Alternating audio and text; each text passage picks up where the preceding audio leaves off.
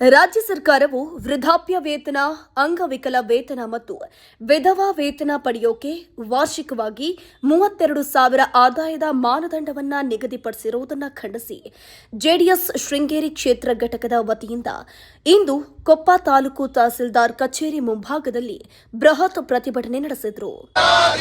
ಅನ್ನದಾತನ ಕಣ್ಣೀರು ಒರೆಸಿದ ಸರ್ಕಾರಕ್ಕೆ ಹೇಳಿ ಧಿಕ್ಕಾರ.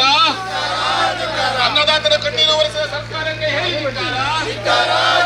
ಹಿರಿಯ ನಾಗರಿಕರನ್ನು ಕಡೆಗಣಿಸುವ ಸರ್ಕಾರಕ್ಕೆ ಹೇಳಿ ಧಿಕ್ಕಾರ. ಹಿರಿಯ ನಾಗರಿಕರನ್ನು ಕಡೆಗಣಿಸುವ ಸರ್ಕಾರಕ್ಕೆ ಹೇಳಿ ಧಿಕ್ಕಾರ. ವಿಕಲಾಂಗೇತರನ್ನು ಕಡೆಗಣಿಸುವ ಸರ್ಕಾರಕ್ಕೆ ಹೇಳಿ ಧಿಕ್ಕಾರ. ವಿಧವೆಯರನ್ನು ಕಡೆಗಣಿಸುವ ಸರ್ಕಾರಕ್ಕೆ ಹೇಳಿ ಧಿಕ್ಕಾರ. ನಮ್ಮ ಪಿಂಚಣಿ ನಮ್ಮ ಹಕ್ಕು ಕೊಡಲೇಬೇಕು, ಕೊಡಲೇಬೇಕು. ನಮ್ಮ ಪಿಂಚಣಿ ನಮ್ಮ ಹಕ್ಕು ಕೊಡಲೇಬೇಕು, ಕೊಡಲೇಬೇಕು. ಈ ಆದಾಯ ಮಿತಿಯಿಂದ ಬಡ ಮತ್ತು ನಿಜವಾದ ಫಲಾನುಭವಿಗಳು ಸಾಮಾಜಿಕ ಭದ್ರತಾ ಯೋಜನೆಗಳಿಂದ ವಂಚಿತರಾಗುವ ಸಾಧ್ಯತೆ ಇದೆ ಎಂದು ಜೆಡಿಎಸ್ ಮುಖಂಡ ಸುಧಾಕರ್ ಎಸ್ ಶೆಟ್ಟಿ ಆರೋಪಿಸಿದ್ದಾರೆ. ಸರ್ಕಾರ ಕೂಡಲೇ ಈ ಆದಾಯದ ಮಾನದಂಡವನ್ನು ಮರುಪರಿಶೀಲಿಸಿ ಅರ್ಹ ಫಲಾನುಭವಿಗಳಿಗೆ ಯಾವುದೇ ತೊಂದರೆಯಾಗದಂತೆ ಕ್ರಮ ಕೈಗೊಳ್ಳಬೇಕು ಎಂದು ಅವರು ಆಗ್ರಹಿಸಿದ್ದಾರೆ. ಕರ್ನಾಟಕ ಸರ್ಕಾರ ವಿಧವೆಯರು, ವೃದ್ಧರು, ಅಂಗವಿಕಲರ ಏನು ಪಿಂಚಣಿ ಇದೆಯೋ ಸಾಮಾಜಿಕ ಭದ್ರತೆಯ ನ್ಯಾಯಾಲಯದ ಪ್ರಕಾರ ಕೊಡಬೇಕಾದಂಥ ಈ 3 ಪಿಂಚಣಿಗಳಿಗೆ ಕತ್ತರಿ ಆಗ್ತಿದೆ. ಮೊನ್ನೆ ಮಾನ್ಯ ದೇವೇಗೌಡ ಅವರು ಒಂದು ಮಾತಾಡಿರ್ತಾರೆ, ಮಾಜಿ ಪ್ರಧಾನಿಗಳು ಒಂದು ಮಾತಾಡ್ತಾರೆ, ಯಾವುದೇ ಕಾರಣಕ್ಕೂ ರಾಜ್ಯದಲ್ಲಿ ವಿಧವೆಯರಿಗ, ಅಂಗವಿಕಲರ, ವೃದ್ಧರ ವೇತನವನ್ನು ಪಿಂಚಣಿಯನ್ನು ಕತ್ತರಿ ಹಾಕಬಾರ್ದು ಅಂತ ಹೇಳ್ತಾರೆ.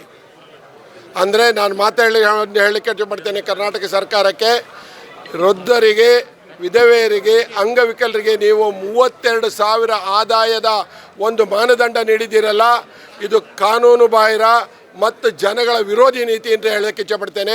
ಇಡೀ ರಾಜ್ಯದ ಮತ್ತೊಮ್ಮೆ ನೀವು ಅದನ್ನು ಪರಿಷ್ಕರಿಸಬೇಕು. BPLಗೆ ನೀಡುತ್ತಿರೋ 1,20,000 ಆದಾಯದ ದೃಢೀಕರಣವೇ ಇದಕ್ಕೆ ಮಾನದಂಡ ಆಗಬೇಕಂತ ಹೇಳ್ತೇನೆ. 1,20,000 ಆದಾಯವೇ ಮಾನದಂಡ ಅಂಗವಿಕಲರಿಗೆ, ವೃದ್ಧವರಿಗೆ, ವಿಧವಾ ವೇತನದವರಿಗೆ ಆಗಬೇಕು.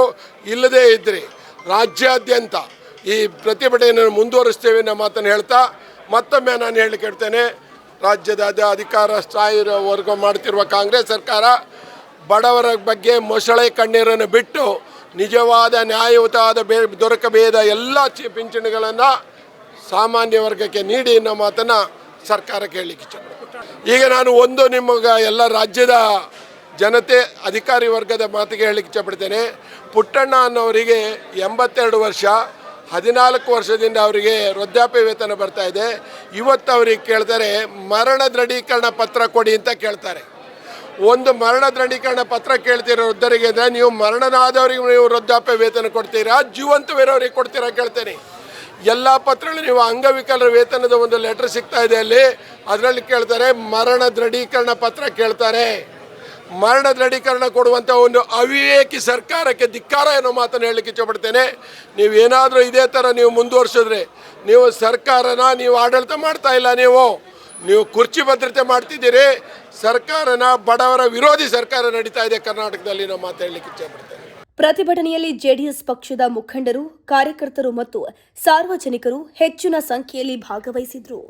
ಈ ರೀತಿಯ ಇನ್ನಷ್ಟು ವಿಡಿಯೋಗಳು ನಿಮಗೆ ಸಿಗಬೇಕೇ? ಹಾಗಾದ್ರೆ ಈಗಲೇ ನ್ಯೂಸ್ ಮಲ್ನಾಡ್ ಚಾನೆಲ್ನ ಸಬ್ಸ್ಕ್ರೈಬ್ ಆಗಿ, ಕೆಳಗಿರೋ ಸಬ್ಸ್ಕ್ರೈಬ್ ಬಟನ್ ಮೇಲೆ ಕ್ಲಿಕ್ ಮಾಡಿ ಉಚಿತವಾಗಿ ಸಬ್ಸ್ಕ್ರೈಬ್ ಆಗಿ.